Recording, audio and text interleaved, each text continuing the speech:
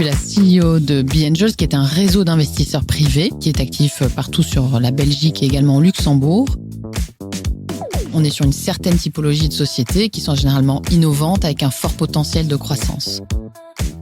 Depuis 2 ans, on voit 2 choses. C'est on veut atteindre le break-even parce que la mode de se refinancer au fur et à mesure est un peu passée. Et de 2, il faut forcément mettre intelligence artificielle quelque part. Comme ça aide à augmenter la valorisation de la boîte. Des échecs, ça oui, on en a beaucoup aussi, parce que ça c'est la vie des startups, je dirais. Si je regarde vraiment les types d'échecs qu'on a vus récemment, je vais les mettre dans 2 grandes catégories. La première et la plus importante, c'est l'équipe. La qualité de l'équipe, le côté complémentaire des compétences.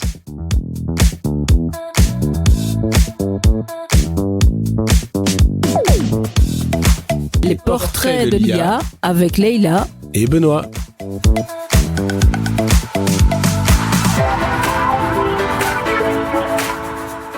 Bonjour à toutes et à tous et bienvenue pour ce nouvel épisode des Portraits de l'IA. Aujourd'hui, nous accueillons Claire Munk qui est CEO de B-Angels. Salut Claire. Salut, merci de me recevoir. Et avec nous évidemment Leïla. Bonjour. Voilà, aujourd'hui nous allons parler de l'IA et de l'investissement. Donc Leïla, je te laisse la parole pour commencer cette interview. Bonjour Claire. Bonjour Leïla. Première question, qui es-tu pour nos auditeurs et est-ce que tu peux présenter donc qu'est-ce que c'est que B-Angels? Donc je suis la CEO de B-Angels qui est un réseau d'investisseurs privés qui est actif partout sur la Belgique et également au Luxembourg. Donc ce sont des gens qu'on appelle les business angels parce qu'ils investissent une partie de leur patrimoine en capital et ils veulent aussi apporter de l'expertise dans les entreprises dans lesquelles ils investissent. Et donc, on va être spécialisé dans la phase d'amorçage, donc le démarrage des entreprises. Et à côté de ça, on a aussi des fonds d'investissement qui sont les fonds Scale, qui sont, comme le nom l'indique, des fonds de scaling up, donc pour aider les startups à passer à la phase supérieure. Ok. Et alors, pour les auditeurs et pour moi aussi, quelle est la différence entre un business angel et un private equitist? Alors, le private equity, je dirais, c'est une famille d'investissement dans lequel tu vas retrouver les business angels, les fonds de capital risque et le private equity. Les différences, alors d'abord, c'est qui prend les décisions d'investissement.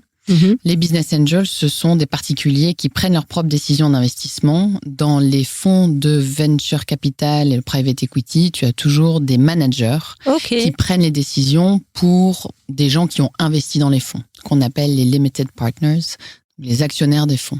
Donc, c'est la gestion déléguée, si tu veux. Après, il y a une autre différence qui est le stade d'investissement. Donc, les business angels vont investir généralement tôt dans les entreprises. Ce sont des besoins de financement qui sont vraiment en amorçage. Donc, on va dire chez nous, les entreprises qui viennent nous voir cherchent entre minimum 100 000 jusqu'à 500 000 euros pour des tours de table qui peuvent être plus grands parce que souvent il y a du co-investissement, etc. Mais donc on est vraiment sur la première levée de fonds ou la deuxième après avoir levé avec les amis et la famille, quoi. Les fonds de capital risque vont généralement intervenir quand il y a ce qu'on appelle le product market fit, que tu as déjà un revenu récurrent d'une certaine taille. Et le private equity, là, c'est beaucoup plus tard. Donc, tu as aussi une histoire de phase de développement. Et après, tu as des motivations d'investissement. Donc, comme je disais en introduction, les business angels, une de leurs motivations importantes, c'est de pouvoir passer un savoir, une expérience et aussi apprendre au contact des entrepreneurs. Donc, investir le retour sur investissement, parce que c'est pas de la philanthropie, on est dans la famille du capital risque, mais être business angel, ça prend du temps. C'est vraiment, on peut être au conseil d'administration de société, on doit les aider si on fait les choses bien, et on doit avoir un portefeuille d'investissement pour diversifier. Donc, ça prend du temps.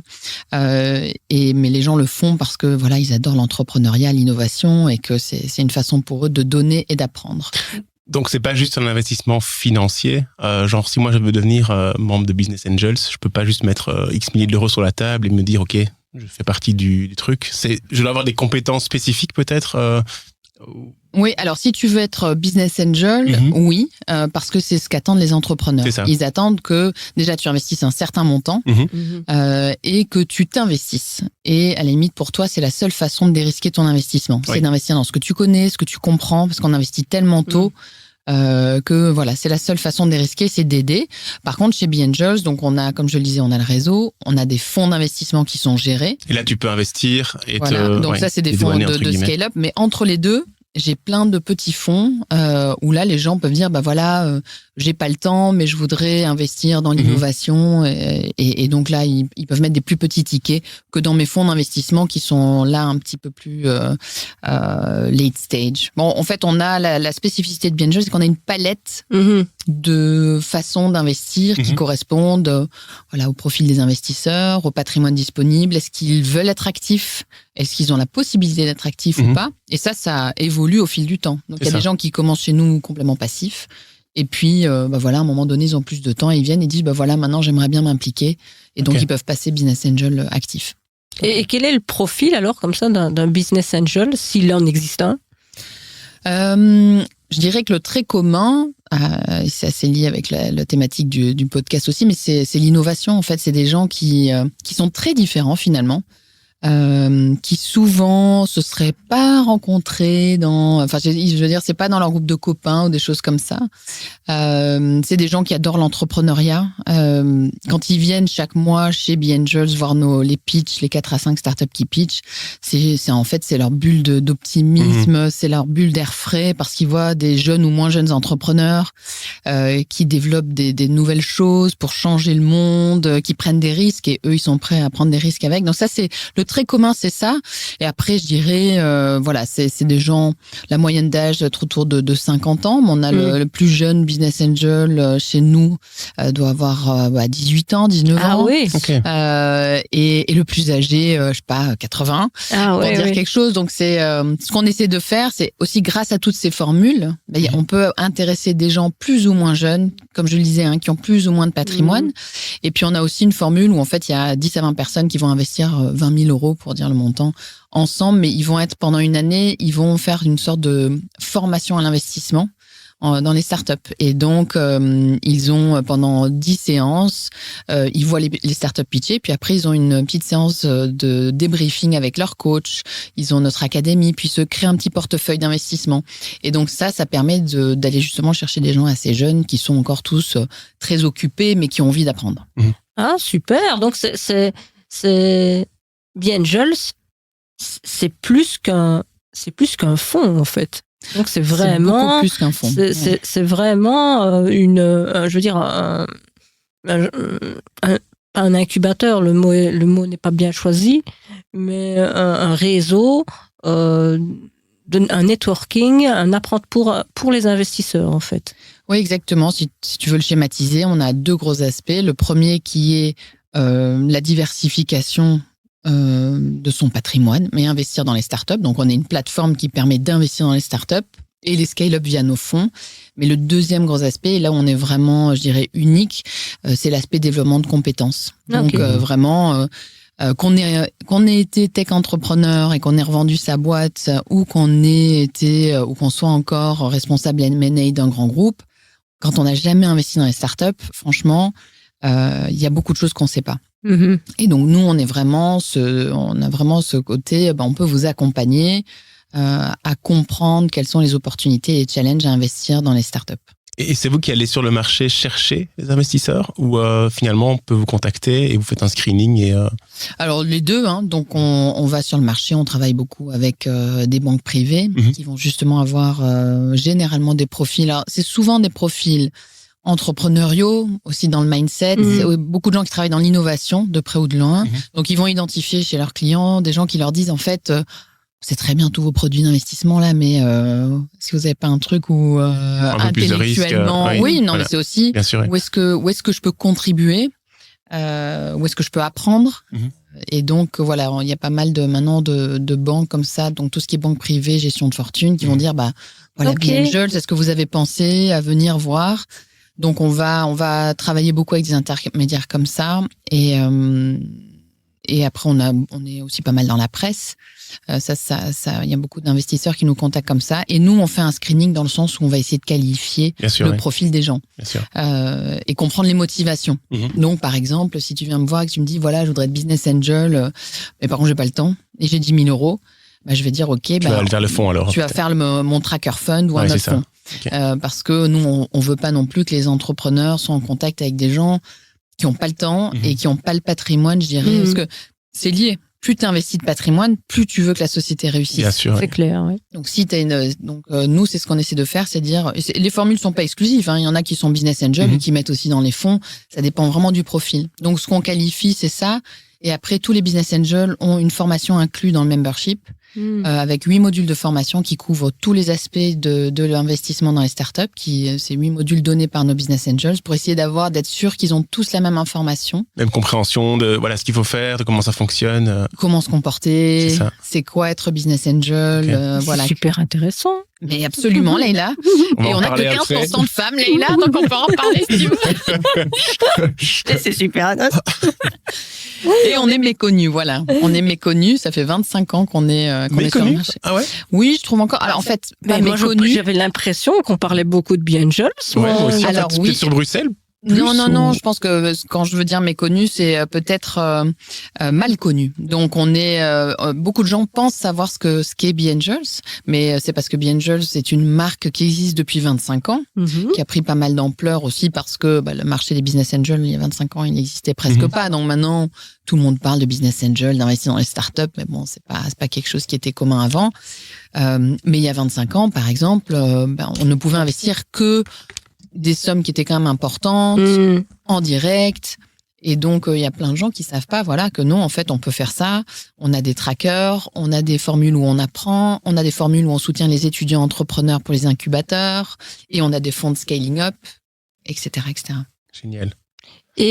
Mais par contre, est-ce que vous êtes aussi un incubateur de start-up ou pas du tout alors? Non, alors nous, on travaille pour ce qu'on va appeler le sourcing des projets. On travaille avec des incubateurs. On travaille avec tout l'écosystème en Belgique, au Luxembourg et au nord de France. Ça, c'est vraiment le précaré pour l'investissement d'amorçage. Il ne faut pas que ce soit trop loin pour pouvoir être actif en tant qu'investisseur. Mais donc, on va au contraire travailler avec les incubateurs qui sont plutôt ceux qui préparent les projets pour être prêts à l'investissement. Okay. Donc, nous, quand on rencontre les projets, donc ils vont déposer par exemple sur notre plateforme un besoin de financement, ils répondent à 15 questions, qu'est-ce que vous faites, qui est dans l'équipe, quel est votre marché, est-ce que c'est innovant, quelle est la barrière à l'entrée, de combien avez-vous besoin, pourquoi faire. Et donc en fait généralement ces projets-là ont été envoyés par des incubateurs, par des accélérateurs, par des centres de transfert technologique, par les co-investisseurs, parfois des co-investisseurs publics ou privés qui vont dire il faut que tu ailles chercher davantage de capital, va voir B-Angels pour compléter. Donc nous, si le projet n'est pas prêt pour l'investissement, nous n'allons pas, par exemple, aider à travailler sur le business plan ou sur le business model, etc. On a des partenaires qui le font. Ou alors c'est les incubateurs qui vont aider. Donc vous réorientez alors vers un incubateur? On réoriente éventuellement vers un incubateur ou d'autres partenaires qui peuvent, si on dit pour l'instant la proposition de valeur elle n'est pas tout à fait finalisée, ou la proposition d'investissement elle est pas assez solide pour ça.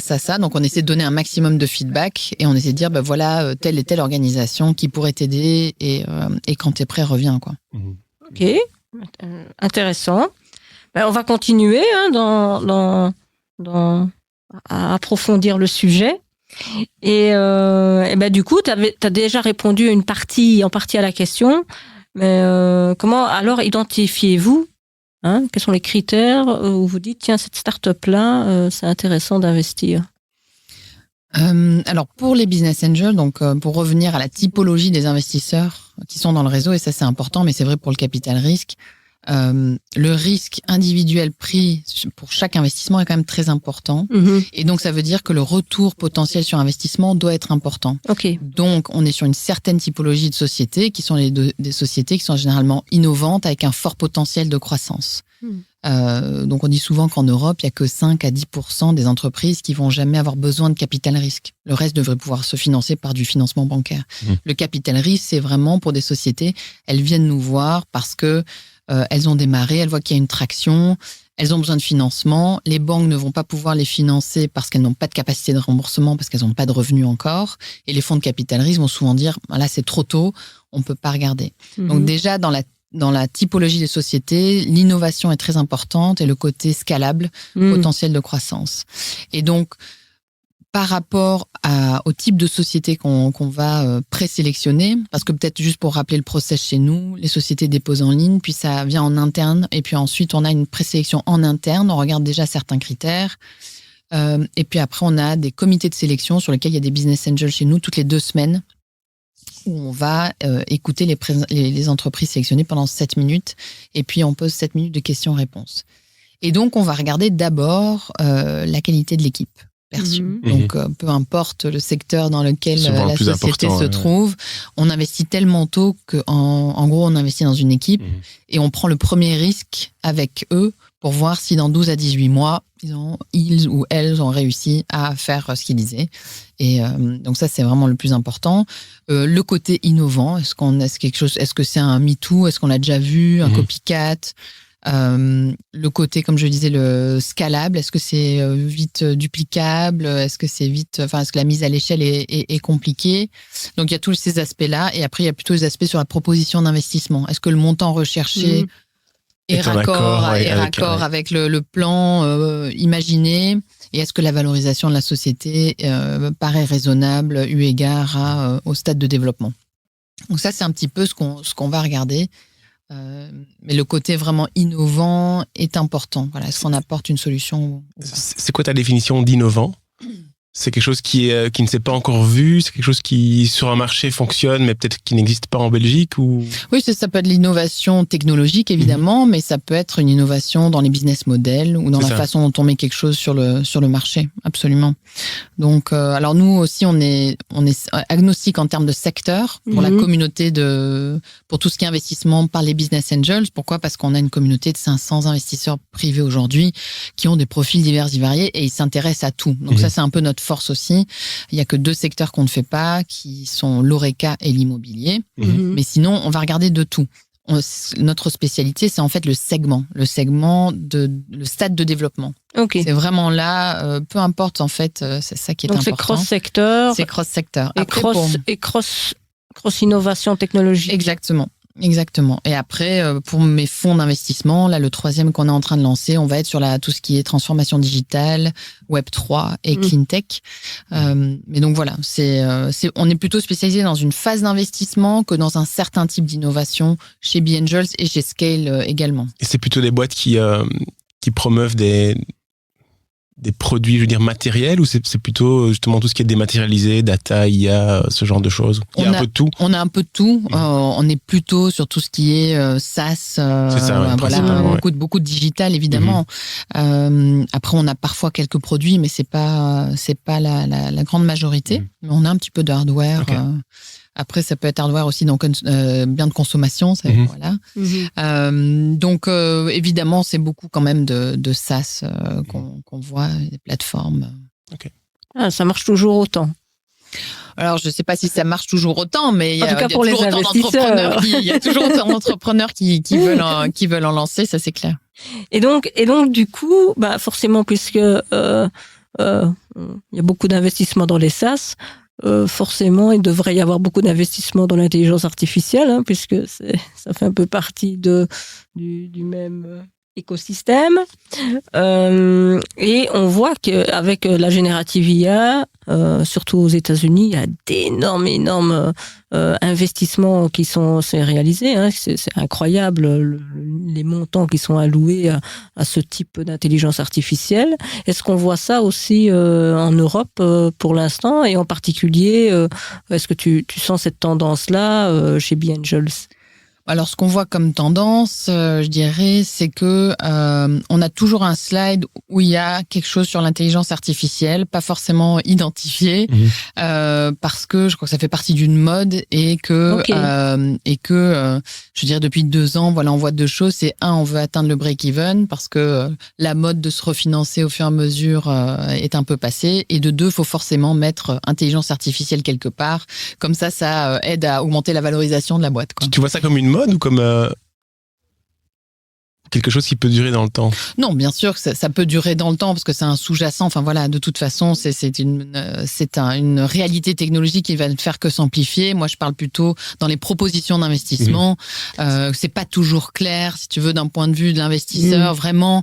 Ce qu'il veut faire avec. Voilà, ce qu'il veut faire avec. Est-ce que c'est internalisé? Est-ce que c'est externalisé? Est-ce que ça sert un but en fait? Mais si t'as pas le slide, t'es peut-être moins crédible par rapport aux investisseurs. Donc bien sûr, à un moment donné, nous allons amplifier tout ça avec de l'intelligence artificielle où c'est en cours. Donc, je crois que nous, surtout nos investisseurs, ce qu'ils cherchent à voir, donc c'est d'abord le côté innovant et qu'est-ce qu'on va faire. Enfin, peu importe si c'est avec de la Gen AI ou peu importe, mais c'est quoi l'output? Qu'est-ce que vous voulez faire avec? Et puis après, est-ce que l'équipe est qualifiée pour? Enfin, où sont les ressources, les qualifications de l'équipe? Je crois que c'est plutôt comme ça qu'on va regarder en tant qu'investisseur, plutôt que de se dire ah bah c'est bon, check, il y a de l'AI, il y a du machine learning, peu importe, il y a du LLM. Non, c'est vraiment c'est quoi l'output, où est-ce que vous voulez aller et de combien de financement vous allez avoir besoin, parce que c'est ce que tu disais, Leïla, mais il y a quand même un sous-financement de toute façon chronique en Europe pour l'innovation,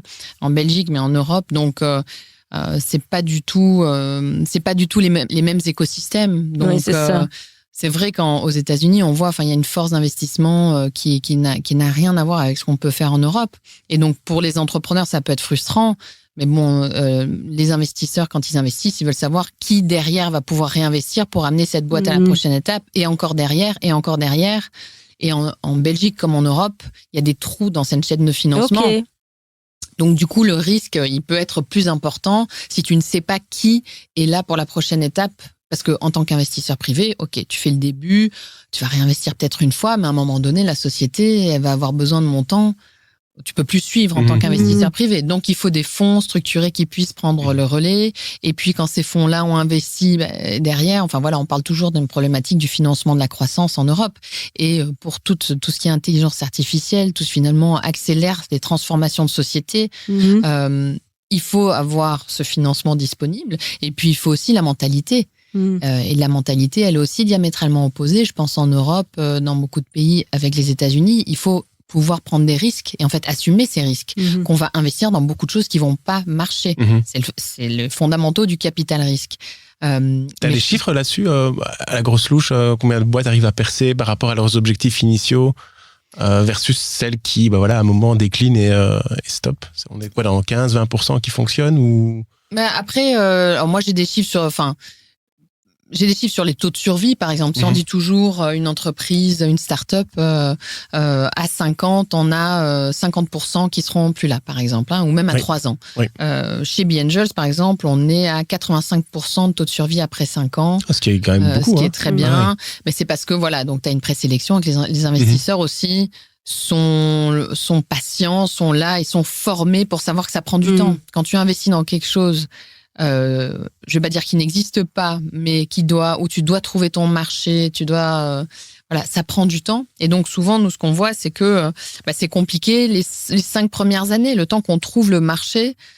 Et donc, faut pouvoir tenir jusque-là, quoi. Donc ça, nous, on a des statistiques et on a ce genre de statistiques. Après, la question, c'est est-ce que c'est survivre et opérer, ou en fait, combien de ces startups vont vraiment être des game changers. Et c'est pour ça que le capital risque est tellement important. Et c'est pour ça qu'il faut pouvoir investir dans beaucoup, beaucoup, beaucoup de sociétés en début d'entonnoir. Parce que plus on investit dans l'innovation et au début de l'entonnoir, et plus on prend de risques, plus ensuite, après, au fur et à mesure, on va avoir des chances d'avoir quelque chose qui tient la route, des sociétés qui fonctionnent et qui, en fait, dans 10 ans, seront les principaux employeurs, parce que voilà, donc ça, c'est toute la logique du capital risque qui est très liée finalement au développement économique. Mais en Europe, on doit beaucoup travailler avec des partenariats publics-privés parce qu'il n'y a pas assez de fonds de capital risque et de financement européens. Privé, on doit travailler en partenariat public-privé, et le problème, c'est que le public en Europe est fondamentalement risk-averse.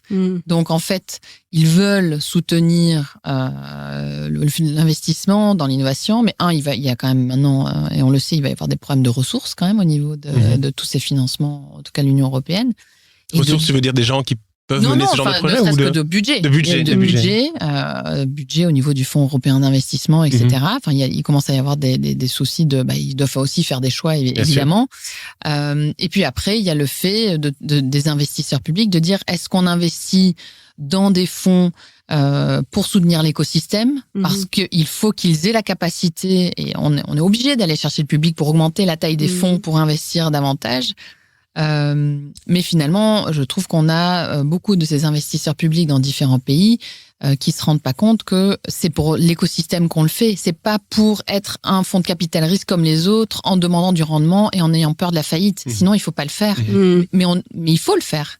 Parce qu'il faut compenser l'écosystème qui n'existe pas. C'est ça. Enfin, qui n'est pas suffisamment robuste, je dirais. Parce que les choses ont changé. Mais Et tu vois une grosse différence entre France et Belgique, par exemple? J'ai toujours l'impression que la France supporte énormément tout ce qui est innovation, start-up. On le voit dans des événements, notamment Vivatech, qui rassemble maintenant des centaines, voire des milliers de start-up un peu de partout en Europe. Est-ce qu'il y a une différence majeure entre la Belgique et la France dans l'approche? Bon, au niveau des budgets, évidemment, la France est plus grande, mais dans l'approche autour de l'innovation et du soutien qu'on peut amener à ces initiatives. Il y a une différence qui est fondamentale, qui est le fait que il y a une direction, il y a une marque, il y a un outil d'investissement public. Donc ça, c'est plus simple. Donc on a une French Tech, on a la Banque publique d'investissement. Ça, c'est plus simple. Et doté de moyens qui n'ont rien à voir avec ce qu'on peut avoir en Belgique. Et c'est pas qu'une question de moyens, c'est une question de mindset. Et quand on discute avec la BPI, ils disent, voilà, nous, on a investi dans toute une série de fonds qui étaient des petits fonds parce qu'on savait qu'il fallait les aider jusqu'à ce qu'ils atteignent une taille suffisante pour se débrouiller tout seuls. C'est comme dire, voilà, que le secteur public va aider le bébé marché du capital risque jusqu'à ce qu'il marche, quoi. Alors qu'ici, je dis en Belgique, déjà on a un marché qui est fragmenté. Il y a des investisseurs publics par région, par sous-région parfois. Il n'y a pas de label qui est aujourd'hui la voix de l'écosystème entrepreneurial en Belgique. Oui, il y a beaucoup de gens. On ne sait pas, en fait. On ne sait pas à qui parler. On ne sait pas où sont les données de l'impact. Et donc voilà, évidemment, c'est beaucoup plus complexe. Et c'est pas qu'une question de moyens. C'est aussi une question de simplification et de marque. Je veux dire, la French Tech, s'il y a quelque chose qu'ils ont réussi, c'est quand même d'avoir cette marque. Avec des beaux succès à la clé, d'ailleurs. Oui, et cette fierté de faire partie d'un mouvement commun, donc d'avoir une sorte de label. Ça, c'est plus compliqué en Belgique. Un petit message du coup à certains auditeurs, s'ils nous écoutent. Simplification, branding. Ambition surtout. Ambition, ça nous aidera beaucoup. Et donc là, après ce petit message personnel de Benoît, je vais passer alors à une question un petit peu plus pratico-pratique. Est-ce que dans les fonds et donc dans les réseaux de Business Angels, est-ce que vous utilisez des outils d'IA pour vous aider dans vos choix de stratégie? Est-ce que ça vous arrive? Alors dans les réseaux de Business Angels, ça fait très longtemps, je pense même avant la démocratisation de l'IA, que les réseaux de Business Angels sont approchés pour automatiser la sélection et la présélection des dossiers. Je pense qu'il y a même des plateformes de crowdfunding qui se sont lancées avec de l'IA pour faire de la présélection automatisée. Et alors, je pense que pour le stade dans lequel on investit, c'est toujours compliqué. Pourquoi? Parce que de nouveau, on investit dans des hommes et des femmes. On investit dans les équipes. Oui. Et ça, c'est pas Alors, par contre, ça peut aider dans un premier tri, par exemple, pour faire des benchmarks sur des marchés, avoir davantage d'informations. C'est pas commun pour l'instant pour les réseaux de Business Angel d'en utiliser. Par contre, ça commence à être quelque chose qu'on voit beaucoup dans les fonds. Okay. Au niveau de mes fonds, quand on échange les bonnes pratiques entre gestionnaires de fonds, on commence à parler d'outils qui peuvent simplifier le sourcing, donc la recherche de projets, peut-être la précatégoriser, faire des benchmarks, donc vraiment nourrir en fait l'analyse. Mais c'est pas c'est plutôt en phase, on va dire, d'analyse et de présélection, mais c'est pas pour la décision d'investissement qui va souvent rester dans tous les cas. C'est une affaire de fit aussi avec l'équipe et surtout voilà, est-ce qu'on a confiance dans l'équipe pour la capacité d'exécution. Par contre, il y a des sociétés à la marge comme Novable, qui est une société dans laquelle on a investi avec B-Angels. Et voilà. Écoute, je connaissais Novable, mais je savais pas que B-Angels était derrière. Bonjour à Laurent Kinès, qui nous écoute peut-être. Oui, voilà, on a contribué à sa levée de fonds. Mais donc voilà, ça c'est très intéressant pour les grands groupes, donc pour le rapprochement avec les startups. Voilà, donc la difficulté, je dirais, pour l'amorçage, c'est vraiment la base de décision est finalement tellement humaine, et c'est la rencontre avec les gens que ça peut nourrir la discussion, mais ça ne remplace pas, si tu veux, la stratégie d'investissement. Par contre, plus on va dans les stades de développement ultérieurs, plus on va pouvoir utiliser l'intelligence artificielle de manière efficace. Ok. Peut-être une question, une side question. Chez Delaware, nous, on est souvent aussi en recherche de startups qui ont un produit ou un service dont on ne doit pas aller redéployer ou réimplémenter nous-mêmes. Donc, c'est une pratique, je pense, qui se fait de plus en plus dans les sociétés. C'est autant aller chercher un produit qui fonctionne et avec une équipe derrière qui le fait évoluer plutôt que de recréer quelque chose en interne.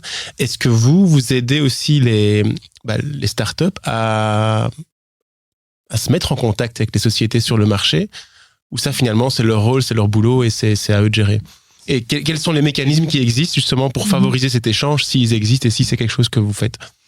Alors oui, c'est quelque chose qu'on fait depuis plus de 10 ans. D'accord. Mais ça a évolué. Donc, en fait, moi, j'étais allée avant le Covid, j'allais tous les ans à l'événement de l'association américaine des réseaux de business angels. Et c'est justement là, il y a plus de 10 ans, où j'avais vu des grandes entreprises qui étaient là avec leurs petits stands. Et qui avec leur liste de besoins, leur liste de besoins de shopping, en disant si vous avez investi dans des sociétés qui font ça, venez nous voir. Ils avaient leur stand où ils attendaient qu'en fait les business angels, parce que qui ont investi généralement dans un portefeuille 10, 20, peut-être plus sociétés, viennent les voir en disant effectivement j'ai investi. Donc en fait l'idée c'est d'avoir de la détection très rapide de ce genre de société. Et donc on a mis ça en place chez B-Angels et on a itéré plusieurs fois parce que finalement ça peut être un service en soi d'essayer de faire de la détection de start-up. Mais c'est aussi beaucoup comme essayer de trouver une aiguille dans une botte de foin. Et donc, proposer un service pour faire ça, c'est pas évident. Et donc, justement, des sociétés comme Novable vont pouvoir apporter de la valeur là-dessus. Là où nous, on apporte de la valeur et on a plusieurs grandes entreprises qui sont membres de B-Angels. C'est parce que elles veulent voir l'innovation qui est cœur de métier, mais aussi celle qui est pas forcément cœur de métier. Donc, on peut accélérer des processus en interne, peu importe. C'est pas forcément sur des sociétés qui sont des cibles d'acquisition. Donc, quand justement les corporates viennent chez nous, ça peut être développer des partenariats avec des sociétés, tester des produits avec des startups. Ça peut être une stratégie d'investissement, une stratégie d'acquisition. Voilà. Aujourd'hui, je dirais pour nous c'est plus light touch, donc il y a des entreprises qui peuvent devenir membres chez nous de façon à participer à l'écosystème et voir beaucoup de choses. C'est ça. Mais c'est vrai que souvent la difficulté que je pense les grandes entreprises ont eu, c'est surtout il y en a beaucoup qui ont voulu commencer à faire ça elles-mêmes. Et faire ça, c'est-à-dire, identifier et se rendre compte qu'en fait, quand on commence à dire qu'on cherche des startups, là, on reçoit un petit peu tout et n'importe quoi. Et on sait pas, c'est un métier quand même de faire l'analyse de startups. Et ça prend du temps. Donc, du coup, il y en a beaucoup qui en sont revenus en disant, oulala, vaut mieux que je travaille avec des incubateurs. Et puis, quand on travaille avec des incubateurs, on se rend compte que les incubateurs, c'est très, très tôt dans l'entonnoir. Donc, les incubateurs voient aussi beaucoup de choses. Bien sûr. Et donc, c'est vrai qu'il y en a beaucoup qui ont commencé à travailler avec des fonds des réseaux de business angels et des fonds d'investissement en se disant, je vais quand même avancer d'une étape plus loin où il y a des gens qui ont quand même investi leur propre cash, ou qui ont déjà prévalidé une partie qui ont déjà fait une présélection. Mais évidemment, c'est hyper important. Alors les entreprises le font elles-mêmes, nous on essaie de favoriser ça, mais c'est une des façons pour les business angels d'avoir un exit. Bien sûr. Ouais. C'est et c'est un win-win quoi. C'est comme tu dis, l'entreprise n'a pas à redévelopper quelque chose en interne et la start-up quelque part, est arrivée à un stade où finalement elle peut intéresser. Tout à fait. on le voit cette semaine dans la presse, il y a quand même un bel exemple avec la revente d'Henchman à LexisNexis. C'est vraiment ça, quoi. Non, je l'ai pas vu, moi. Je l'ai pas vu passer l'info. Ouais, 160 millions. Ah, pas mal. Ils ont acheté. Pas mal. Justement, donc une boîte dans l'intelligence artificielle, dans le Legal Tech. Ok. Oui. Je l'ai vu passer, mais ça ne m'a pas sauté aux yeux. Et ils font quoi exactement? Donc en fait, ils étaient spécialisés justement dans on va dire la simplification de recherche de clauses, de conventions pour les avocats, tout ce genre de choses-là. Ça me parle, ça. Voilà. Et donc en fait, tout ce qui est un peu dans le métier du support juridique, quoi. Il y a toute une série de choses qui prennent énormément de temps. Donc c'est vraiment faire gagner du temps. C'est vraiment il y a plein de cabinets d'avocats qui utilisent déjà Henchman pour simplifier, pour préparer les documents, se baser sur d'autres drafts et finalement ne faire qu'une relecture plutôt que d'avoir des gens qui vont tout redrafter. Oui. Ouais. Et ça a été racheté par LexisNexis, en tout cas annoncé cette semaine. Donc ça, typiquement, c'est le genre de choses qui est une belle trajectoire, je pense, pour les sociétés, finalement, parce que la start-up, elle peut arriver jusqu'à un certain niveau, puis après, ça lui donne une nouvelle vie que d'être incorporé dans un grand groupe, si la volonté du grand groupe n'est pas juste de tuer l'innovation. Et tuer exact. Okay. Et donc moi, je vais repartir aussi sur une side question, puisque... tu as lancé ma side question. Je t'en prie, vas-y.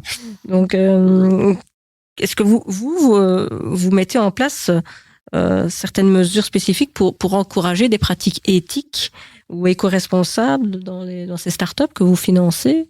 Est-ce que vous faites quelque chose pour ça? On parle beaucoup pour l'instant de éco-responsabilité, responsabilité IA et compagnie. Moi, je pense que c'est un point d'attention de plus en plus important pour les investisseurs qui sont aussi de plus en plus sensibilisés aux dangers ou à ce à quoi il faut faire attention.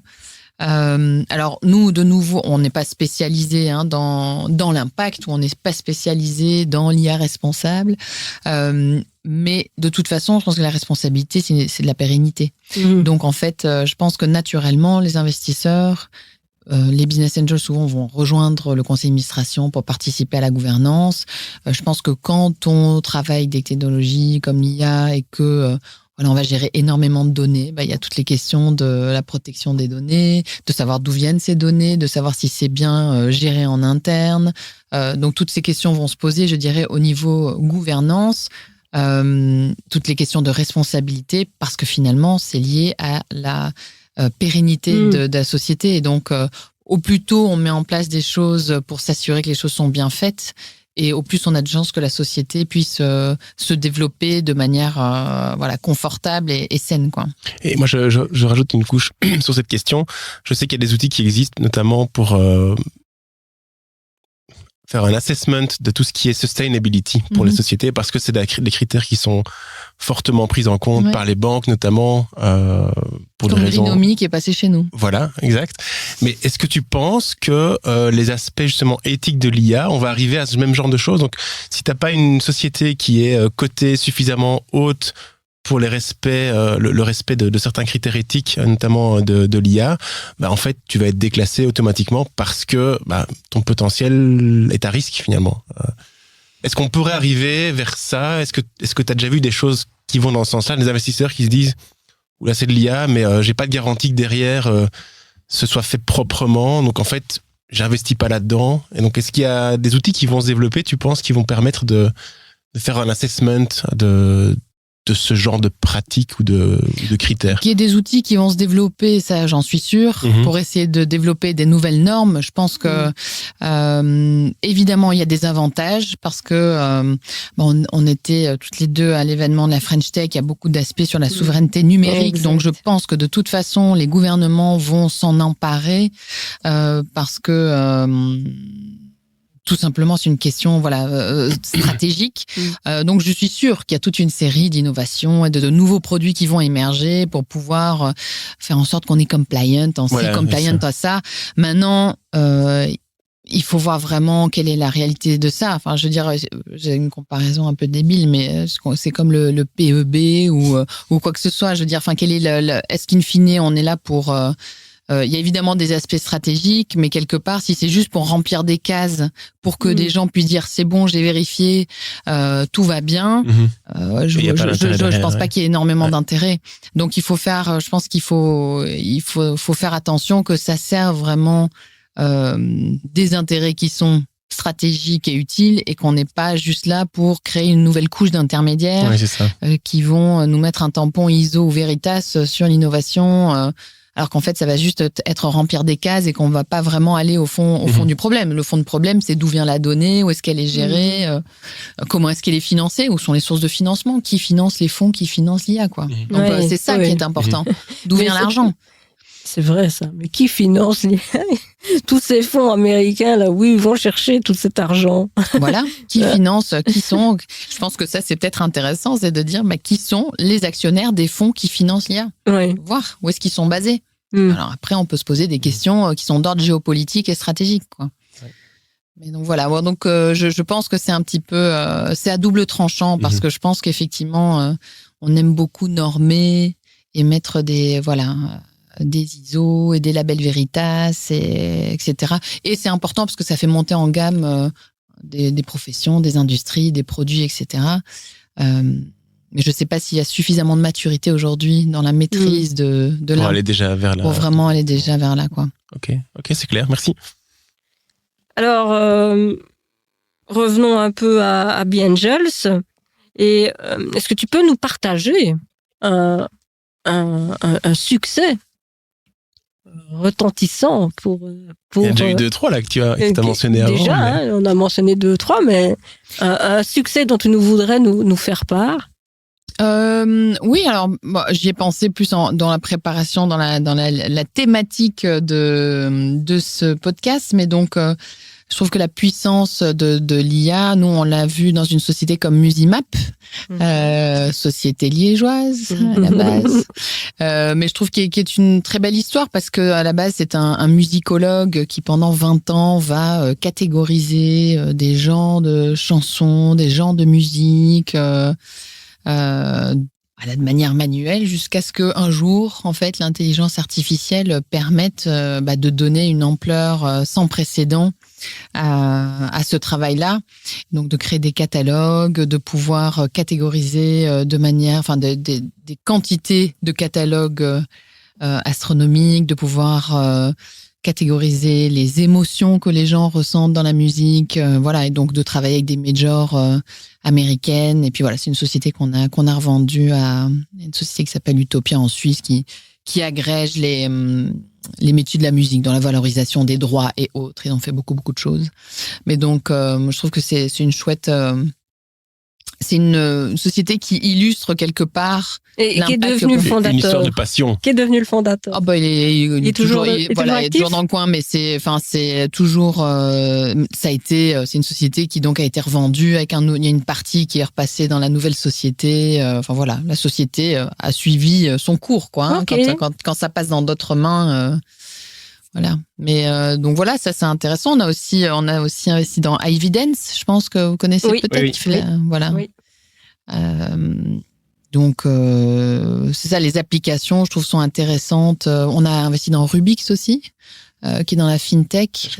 C'est intéressant parce que c'est une société en fait qui permet aux institutions bancaires en Afrique de prendre des décisions de crédit beaucoup plus facilement grâce à l'intelligence artificielle. C'est vrai que dans la finance, il y a quand même des applications qui sont hyper intéressantes par rapport à l'accessibilité en fait, à la finance. Dans le médical, on en voit quand même de temps en temps. C'est intéressant. Et j'entendais d'ailleurs ce matin une émission qui parlait justement du séquençage ADN et le fait que donc la France et la Pologne ont interdit maintenant les tests génétiques. Et donc j'ai pensé que il y avait des parallèles quand même par rapport à toute cette utilisation de données, à la souveraineté, à la notion de la gestion et la commercialisation des données. Oui. Et alors, sans mentionner de nom, est-ce que tu peux nous parler d'un échec de quelque chose, mais pas mentionner non, juste expliquer pourquoi ça a échoué. Mais des échecs, ça, oui, on en a beaucoup aussi, hein, parce que ça, c'est la vie des startups, je dirais.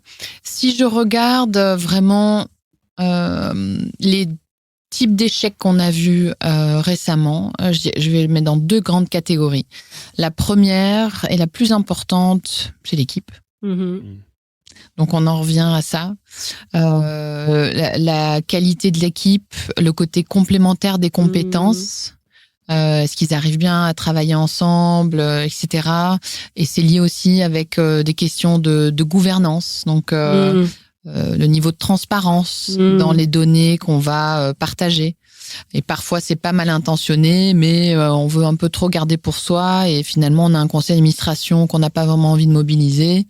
Et quand on le mobilise, c'est trop tard. Parce qu'en fait, quand c'est pour donner mauvaises nouvelles, c'est trop tard. Donc moi, je dirais le premier, c'est quand même l'équipe. Et puis parfois, les fondateurs qui ça fonctionne plus. Voilà. Donc ça. Et comment tu arrives à faire une évaluation de l'équipe? Est-ce que ce sont des gens qui se connaissaient avant? Quelle est pour toi la meilleure recette d'une équipe qui fonctionne bien? Je sais pas si on peut parler de recettes, mais c'est vrai que les gens qui se connaissent avant, c'est toujours mieux. Parce que en fait, quand on est dans l'entrepreneuriat, il y a un niveau de stress qui est tel que c'est le stress opérationnel, le stress financier, le stress trésorerie, c'est une vie de stress, quoi. Ouais. Donc il faut quand même être déjà bien résistant au stress. Et c'est vrai que quand on est avec des gens qu'on connaît, c'est toujours mieux. Après, nous, ce qu'on va regarder surtout, c'est le mix de compétences. Okay. Donc, par exemple, est-ce qu'il y a que des ingénieurs? Est-ce qu'il y a un ingénieur, quelqu'un qui a un profil plutôt business, quelqu'un, etc. Et aussi pour les business angels, c'est intéressant parce que comme ça, souvent, nous, on va dire à l'équipe entrepreneuriale, si vous venez chercher de l'argent auprès des business angels, eux, ce qui va attirer leur attention, c'est d'entendre votre besoin aussi en compétences. Parce que nous, rien que via nous, ils envoient peut-être 80 par an, quoi. 5 tous les mois. Donc, il faut qu'il y ait des trucs qui accrochent leur attention. Et donc, ça peut être ça aussi de dire, tiens, on a une équipe, on a on a le CEO. Un CEO, c'est important. Pas 2. Un qui prend les décisions et qui lit les trucs. Voilà. Ouais. Qui prend les décisions. Ça, c'est important. Mais c'est toujours le conseil d'administration. C'est rarement le CEO. Non, le conseil d'administration, évidemment. La stratégie, et le CEO l'exécute. Mais dans les startups, c'est différent parce que c'est le CEO qui arrive avec sa stratégie finalement. Oui, c'est ça. Et donc, il va... de toute façon, les conseils d'administration qui sont très importants, au début, ça va être les représentants, 2, 3 fondateurs, par exemple. Et puis, il va y avoir 1 ou 2 business angels, un représentant d'un investisseur public pour dire quelque chose. Donc, c'est quand même c'est assez simple. Okay. Mais par contre, c'est plus des conseillers, alors, à ce moment-là. Les business angels, de toute façon, ils ont un rôle qui est stratégique, il n'est pas opérationnel. Mais quand on investit en tant que business angel, on est investisseur minoritaire, voire ultra minoritaire. Et donc, la seule façon de un peu comprendre ce qui se passe avec l'investissement qu'on a fait, c'est d'être sur le conseil d'administration. Et c'est aussi comme ça qu'on peut aider le plus possible. Parce que si on est un actionnaire et qu'on se fait convoquer à une AG une fois par an, dans les startups, il se pourrait qu'il y ait une seule convocation, quoi. Ouais. Parce que ça va vite. Ils lèvent... Voilà, c'est un petit montant, c'est du seed, et donc en fait, si on veut aider, il faut être à table et présent. Et donc, c'est tous les 3 mois, et parfois tous les mois quand il y a besoin, c'est aider l'entrepreneur à sortir la tête du guidon, à essayer de dire est-ce qu'il y a des tableaux de bord, pas grand-chose, mais qui aident à piloter en fait la société. Et déjà le premier, c'est savoir combien il y a de cash sur le compte en banque. Mais oui, mais donc tout ça, c'est hyper important. Et donc en fait, oui, quand les business angels investissent, ils vont dire et les VC c'est pareil, c'est encore plus strict, je vais dire. Mais ils vont dire il y a maintenant il y a une série de décisions qu'on va appeler des décisions stratégiques et que l'entrepreneur pourra plus prendre tout seul. Et donc il faudra que certains des investisseurs soient d'accord. Et généralement l'entrepreneur il est assez ouvert à ça parce qu'il se dit finalement c'est pas des décisions que j'ai envie de prendre tout seul. Okay. Ça conditionne aussi évidemment l'investissement que les autres ont mis sur la table. Donc ça conditionne l'investissement et de nouveau, c'est des choses qui sont le recrutement par exemple de personnel de plus de à tel niveau. Et en fait, c'est pas pour embêter le fondateur que c'est fait. C'est simplement qu'en fait, ça a un impact tel sur le budget pour une si petite société qu'il faut aider à dire, OK, il n'y a pas de souci, mais c'est quoi le budget? C'est quoi le runway? Est-ce que tu as l'argent? Comment tu le finances? Donc, c'est plus pour forcer la discussion sur ça. Mais donc, tu vois, c'est plutôt, la stratégie, oui, oui, alors par contre, si on investit dans quelque chose et qu'il change complètement à 360 degrés, ça, souvent, ça fait partie des décisions stratégiques de dire, voilà, si on change fondamentalement ce pourquoi on a fait rentrer les investisseurs, ça va on pas aller. On pivote, comme on dit. Ah non, pivoter, ça, c'est pas grave. Pivoter, c'est pas grave. Non, pivoter, c'est la vie de la start-up, quoi. Nous, c'est ce qu'on dit aux investisseurs qui rejoignent le réseau, quoi. Si, les gens qui aiment pas l'incertitude, ils sont pas à leur place dans le capital risque, parce que on investit dans quelque chose qui est en création, en constitution, donc ça va forcément évoluer. Et si on a une bonne équipe, ils vont être à l'écoute du marché, et ils vont justement, c'est nécessaire finalement. C'est nécessaire, absolument. Dans la plupart des cas, quoi. Donc on parlait justement donc de cette équipe, et je t'ai interrompu alors que tu étais en train d'expliquer ce que c'est qu'une bonne équipe. Donc je me permets de revenir. Oui, donc ça c'est le premier, moi ce que je vois, donc c'est effectivement les problématiques au sein de l'équipe et de gouvernance et de gestion de cash aussi. Ça, le deuxième, c'est gestion de cash. Pas de cash, difficulté de relever de l'argent quand on n'a pas atteint des milestones. Donc soit on n'a pas levé assez au début.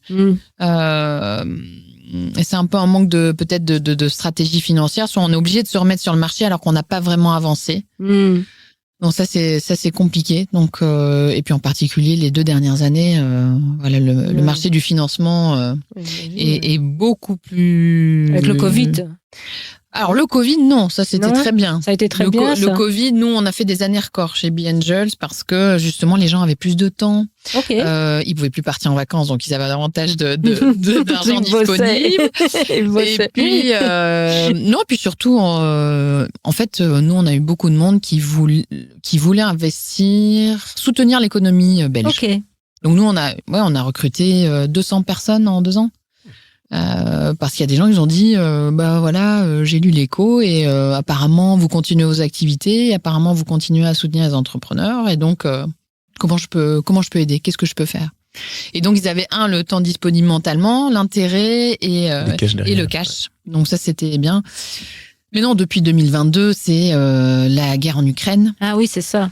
La guerre en Ukraine, l'incertitude financière, l'incertitude économique, doublée, ou triplée en Belgique d'une incertitude fiscale où tous les 4 matins, on annonce peut-être un changement dans tel ou tel dispositif fiscal. Donc, c'est vrai que c'est très compliqué. On a quand même beaucoup de frilosité du côté des investisseurs. Alors, les investisseurs existants, à la limite, ils savent que c'est un bon moment d'investir. Parce que c'est maintenant qu'il y a des bonnes équipes, les conditions se sont rééquilibrées entre les entrepreneurs et les investisseurs, parce qu'il y a moins d'argent dans le marché. Il y a quelques années, il y avait tellement d'argent dans le marché qu'en gros, les entrepreneurs, ils disaient, t'es pas content, tu poses trop de questions, je vais voir ailleurs, quoi. Ouais.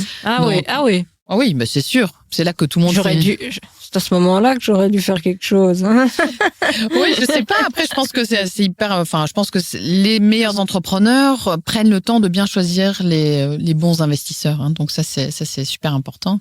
Mais donc oui, avant c'était assez déséquilibré. Donc là maintenant, ça s'est rééquilibré. Mais ce qu'il y a, c'est qu'ils sont très fort sollicités par les sociétés déjà en portefeuille, qui aussi ont du mal. Parce que les cycles de vente prennent plus de temps, parce que les grands groupes, pour décider quelque chose, c'est quoi? C'est 24 mois. Donc, c'est compliqué. C'est pas du tout le timing de la société. Et donc, c'est vrai que pour ceux qui sont dans le marché et qui ont du cash disponible, ils investissent, notamment dans nos fonds. Parce que c'est un bon moment. Pour les autres, ils surveillent leur portefeuille, mais c'est surtout pour les nouveaux. Il y a vraiment ce côté... Qu'est-ce qui va se passer? En Belgique, il y a les élections. À quelle sauce on va être mangé? Je sais pas. Puis de toute façon, depuis le Covid, je pense ce côté d'avoir du mal à prendre des décisions. Ça, je pense que mais c'est donc général. C'est ce que tu relèves. Ah oui, le fait de remettre à plus tard, le fait de une indécision, de juste pas prendre de décision. C'est une espèce de ventre mou. Voilà. Donc, vous savez, je trouve depuis l'été passé, ça a recommencé parce que nous, on voit vraiment, c'est vraiment un pouls, quoi. Le recrutement de nouveaux membres, c'est très corrélé à, OK, les gens vont mieux. Ils sont plus optimistes, etc. Parfois, c'est quand la bourse, évidemment. Alors, soit la bourse marche très bien, ils ont retrouvé des liquidités, ils investissent. Soit la bourse ne marche pas, et dans ce cas-là, ils veulent diversifier ailleurs. Donc, on a aussi ce côté-là. Donc, nous, on suit un petit peu ça, mais voilà, c'est quand même assez calme. Et pour revenir à ta deuxième partie de question, justement, je crois que un des gros problèmes qu'on a vu ces dernières années, c'est les impondérables. Et les impondérables dans le monde des startups, ça tue. On n'est pas un grand groupe où on peut se dire mince, oups, voilà, on va faire le dos rond, voilà. Donc il y a eu la guerre en Ukraine avec les problèmes d'approvisionnement. Il y a les cycles de vente qui se sont allongés, les banques qui prêtent presque plus. Et donc, le fait de devoir revenir vers leurs investisseurs, alors qu'ils n'ont pas vraiment, comme on le disait, franchi cette étape supplémentaire pour aller voir des fonds de VC, ils sont un peu entre les deux. Ils doivent faire des petits, ce qu'on appelle des bridges et des bridges. Et la décision des acheteurs aussi, ou des consommateurs du service. Voilà, tout à fait. Nous, on a eu des sociétés qui sont pris. De toute façon, c'est soit le Covid, soit les changements. La crise financière, plus de pouvoir d'achat. Voilà. Et ça, c'est les structures sont trop petites pour résister à des impacts systémiques comme ça, quoi. C'est clair. Ouais. Et j'en parle parce que ces 4 dernières années, on n'a que ça, quoi. C'est le Covid, voilà. Et puis après, c'est la guerre en Ukraine, la crise financière, tout ça, c'est des impondérables, quoi. Donc ça, c'est voilà, je dirais problème au niveau des équipes, gestion de cash. Et les impondérables que les startups n'ont pas la force de passer à travers. Alors, une dernière question. Alors, quel conseil donnerais-tu aux entrepreneurs pour se lancer dans la recherche aussi d'investissement pour toutes ces startups-là? Quel conseil donnerais-tu? Le conseil certainement, c'est de bien travailler son projet d'investissement, bien se préparer pour savoir déjà quels sont les bons investisseurs pour son projet. Je trouve que depuis quelques années déjà, il y a quand même beaucoup de structures d'accompagnement qui sont là pour aider à faire des business plans, pour voir quels sont les meilleurs acteurs de financement, pour savoir si les business angels sont les investisseurs appropriés pour telle ou telle start-up. Donc ça, je trouve que il faut être bien préparé. Je trouve que aujourd'hui, les entrepreneurs pas préparés, c'est pas un bon signe parce qu'en fait, il y a tellement de façons de se préparer maintenant entre les structures d'accompagnement, les pitchs blancs qu'on peut faire à droite à gauche, les conférences, il y a que ça. Donc c'est qu'on est probablement plus dur avec les entrepreneurs qui arrivent un peu la fleur au fusil à moitié préparés. Donc je dirais bien se préparer. Ça ne montre pas le sérieux que vous attendez.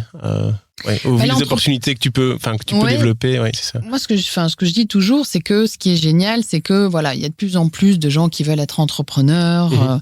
On dit toujours maintenant, quand on sort de l'école, on veut être entrepreneur, c'est chouette. Et il y a de plus en plus de structures. Ça, c'est génial, mais la réalité, et moi, je la vois tous les jours parce que je suis à la fois, chez B-Angels, dans les fonds, sur beaucoup de conseils d'administration. Mais l'entrepreneuriat, c'est dur. C'est très, très dur. C'est pas fait pour tout le monde. Et donc, en fait, moi, je crois que c'est surtout ça. C'est bien, on a démocratisé et heureusement le fait que les gens, en fait, se prennent en main, tout simplement, et créent leur propre activité. Ça, c'est une chose. Mais créer une entreprise, aller voir des investisseurs pour qu'ils mettent leur propre cash. Donc, on fait des promesses, etc. C'est dur. C'est dur mentalement. On voit quand même beaucoup de burn-out au sein des entrepreneurs, en particulier, je pense, de start-up et scale-up, parce qu'il y a une telle pression de réaliser des objectifs, de trouver du financement, de trouver la prochaine étape pour se financer, etc. Donc, finalement, je ne sais pas si ça s'apprend d'être entrepreneur. C'est vraiment un mindset. C'est vraiment un mindset. Donc voilà, donc c'est vrai que À un moment donné, on était passé un petit peu par cette mode où l'incubateur était gratuit, le bureau était gratuit, présenter des investisseurs, c'est gratuit. En fait, voilà, parce qu'on veut tous ces entrepreneurs. Et c'est vrai qu'à un moment... C'est vrai qu'il y a un grand choix, on sait plus... En fait, on sait plus où aller, en fait. C'est ça, en fait. Il y a tellement d'offres. Moi, je me remémore une période de ma vie où j'ai été entrepreneur... mauvais entrepreneur, finalement. Tu as une première expérience. J'ai eu une première expérience, en tout cas, qui ne s'est pas sur le départ un échec, mais qui ne s'est pas sur le départ un succès non plus. Et à l'époque, il y avait effectivement déjà, c'était la mode, là, beaucoup d'incubateurs, et on sait pas trop où aller, au fait. C'est ça le point, c'est ça le problème, non? Oui, pour moi. Oui, ça c'est sûr qu'il y a beaucoup d'offres. Beaucoup. Alors après, je pense qu'il y a vraiment, il y a eu une prise de conscience et je dirais l'envie de rationaliser tout ça, enfin comme en région wallonne avec le 1890 où on essaie d'avoir une porte d'entrée puis après on envoie, enfin voilà, on essaie d'avoir ce parcours de l'entrepreneur et savoir est-ce que tu cherches, où est-ce que tu en es, qu'est-ce que tu cherches, dans quel secteur, donc essayer finalement que l'entrepreneur se retrouve un petit peu. Mais c'est vrai qu'à un moment donné, voilà, c'était un peu, voilà, tout était gratuit et donc c'est vrai que l'entrepreneur qui arrive pas trop préparé, voilà un petit peu, je dirais, qui est pas dans cette relation d'équilibre avec les investisseurs, de peut dire voilà, je crée ma société, ça va être incroyable, et voilà, venez ou venez pas. On a eu quand même beaucoup de ça pendant le Covid ou juste avant, où vraiment c'était le hype, où là, voilà, il y avait des attitudes qui étaient clairement, ils venaient chez B-Angels, mais bon, s'ils venaient pas, c'est pareil. Voilà, ils n'avaient pas forcément besoin de nous. Alors, faut pas venir, quoi, parce que là, franchement, quand on voit des pitchs où il y a justement ce côté détaché, on se dit, mais voilà, de nouveau, parce qu'on est chez les Business Angels, on est dans une relation, on veut construire des relations. Et à un moment donné, c'était vraiment, c'est l'argent, c'est la commodité, quoi. Ici, c'est le commodity, donc moi, je vais créer une licorne, et donc, vous êtes là, vous n'êtes pas là, quoi. Et alors, j'ai la dernière petite question subsidiaire, hein. Donc à l'époque, hein, je voyais beaucoup de. Donc j'avais l'impression que pour réussir dans une start-up, il fallait être une équipe de 3 garçons blancs et voilà quoi, 25-30 ans. Est-ce que c'est vrai? Sorti d'une école de commerce. Ouais. Est-ce que c'est vrai? Parce que je ne voyais que ça comme image. Alors, je pense que c'est pas ce qu'il fallait pour réussir, mais je pense que c'est ce que tu voyais dans l'écosystème. Ok. Je pense que c'est tout à fait vrai. Maintenant, il y a beaucoup de choses qui sont faites depuis un moment pour que ça change, je pense. Déjà au niveau de l'entrepreneuriat au féminin, il y a quand même beaucoup d'initiatives qui ont été créées au fur et à mesure des années, avec maintenant quand même des programmes d'accompagnement, de formation. Qui sont intéressants. Donc ça aide à diversifier, je dirais. Mais nous aussi, enfin la responsabilité, c'est aussi du côté des investisseurs. Donc moi, ce que j'ai aussi fait, enfin il y a plus de 10 ans, j'ai créé le Women Business Angels Club pour essayer d'encourager les femmes à devenir business angels, parce que même si t'es femme fondatrice en fait ou cofondatrice, bah tu dois quand même aussi c'est pas parce que tu présentes un produit féminin, mais simplement, de nouveau, est-ce que tu vois est-ce que tu te vois dans les gens qui t'écoutent? Donc, il faut aussi diversifier, en fait, en termes de genre, et puis, voilà, aussi diversifier en termes d'âge. Donc, chez Business Angel, quand tu venais chez B-Angels il y a 20 ans, c'était normal, mais c'était des gens d'un certain âge. Pourquoi? Parce qu'ils avaient accumulé suffisamment de patrimoine, ils avaient quitté leur activité, ils pouvaient commencer à investir, c'était ça. Donc je pense que la diversité, elle est hyper importante à la fois dans l'entrepreneuriat. Et donc nous, on est partenaire avec B-Angels de We Are Founders, par exemple, donc avec Bicentral, Bruxelles Formation, où on fait justement, l'idée, c'est de démocratiser l'accès à l'entrepreneuriat, puisqu'il y a une partie des entrepreneurs, donc c'est un programme d'accélération, il y a une partie des entrepreneurs qui viennent via Bruxelles Formation et qui peuvent garder leurs droits en fait au chomage, même si ils se lancent dans l'entrepreneuriat.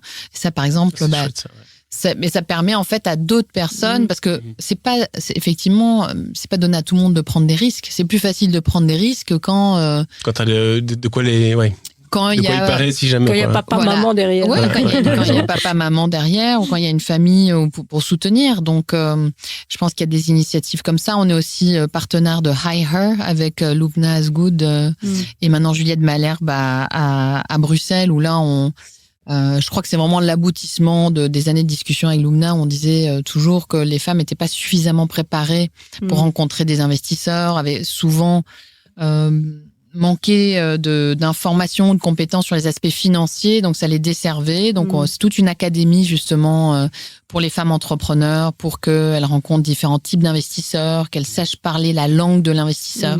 Et alors de l'autre côté, il faut que les investisseurs aussi soient plus ouverts à quoi ressemble la réussite. Et on sait que voilà, les femmes en général, de nouveau, c'est beaucoup de généralisation, parce que les femmes en général, on dit, vont être plus conservatrices par rapport aux projections. En fait, leur présentation et la façon dont elles présentent vont souvent être perçues. Plus réalistes. Alors, ça va être perçu comme pas assez ambitieux. Exact. En fonction. Assez ambitieux. Voilà. Et c'est exactement ça. Alors que ce qu'on projette est très proche de la réalité. Oui. Ouais. Mais c'est ça. Donc c'est en fait c'est des clés de lecture qui sont qui sont comme ça. Après voilà, moi je suis très fière de dire ça fait plus de 10 ans qu'on a commencé, mais je pense pendant plusieurs années, au moins un quart des sociétés qu'on a financées étaient portées par des femmes ou des femmes cofondatrices, d'ailleurs comme Alteria, je ne sais pas si vous connaissez, non, ça ne me parle pas, qui travaille dans la réalité virtuelle augmentée pour les formations en entreprise avec Dimitra. Et donc c'est un quart, c'est quand même beaucoup dans un réseau de nouveau dans du capital risque, parce qu'on est vraiment une toute petite partie du financement des entreprises. Et dans mes fonds d'investissement, donc là je suis en train de lancer le 3e, mais j'ai Scale 1 et Scale 2, 40% des sociétés dans lesquelles on a investi, sur 16 sociétés, mais 40%, tu as une femme cofondatrice, fondatrice ou CEO. Alors c'est certainement plus de critères, mais en général, on sait qu'il n'y a que 2% du capital risque qui va à des femmes fondatrices dans le monde. Donc, ça montre que si tu... Qu'il y a une belle tendance aussi qui est en route. Mais c'est du boulot. Et c'est une attention de tous les jours, en fait, de ne pas faire perdurer des biais.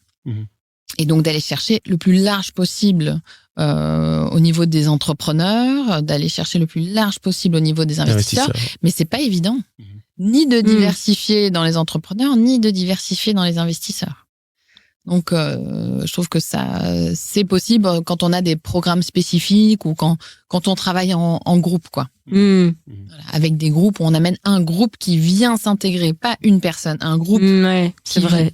Parce qu'après, du coup, c'est toujours ce qu'on dit, par exemple, les femmes ou toute minorité, quand c'est une personne qui est dans un groupe beaucoup plus grand, ça va pas faire une différence. Aucun effet. Par contre, tu mets 20 femmes dans un groupe de 100, là, ça va faire vraiment une différence. Et d'ailleurs, dans le monde de l'investissement, c'est marrant parce qu'aux États-Unis, ils ont fait beaucoup de travail justement pour avoir davantage de diversité dans les femmes business angels. J'ai même plusieurs réseaux de femmes business angels qui se sont créés. Ils ont pu mesurer que plus il y avait de femmes, plus le groupe investissait. Donc, c'est en fait la diversité tirer le groupe vers l'avant, en fait. Donc c'était quelque chose auquel on peut aspirer. Merci pour cette dernière parenthèse, qui n'est pas une parenthèse pour nous les femmes. Tout à fait. Excuse-nous. Je partage entièrement votre vision, vos avis et vos pensées sur ce sujet. Donc voilà, je suis un grand supporter. Je pense que c'est la fin de ce podcast. Merci Claire. Merci à tous les deux de m'avoir invité. Avec grand plaisir. Merci Claire, c'était vraiment très intéressant. On a aussi, nous, appris beaucoup de choses. Un paquet de trucs, oui. Donc on espère que ce sera pareil pour nos auditeurs et nos auditrices. Et voilà, un grand merci et on se entend plutôt d'ici encore 2 semaines. À très bientôt.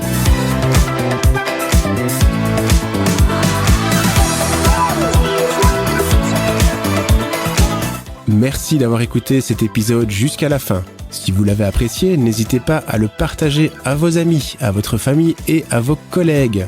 Nous vous serions très reconnaissants si vous pouviez laisser une évaluation, 5 étoiles, dans votre application de podcast préférée. Ça nous aide vraiment à grandir. Vous avez un projet en IA, des idées que vous souhaitez discuter? Notre société, Delaware, peut vous aider. N'hésitez pas à nous contacter sur portraitIA@delaware.pro, portrait au pluriel, ou sur les réseaux sociaux. C'était Léla Rebout et Benoît Lofay et on vous dit à très vite.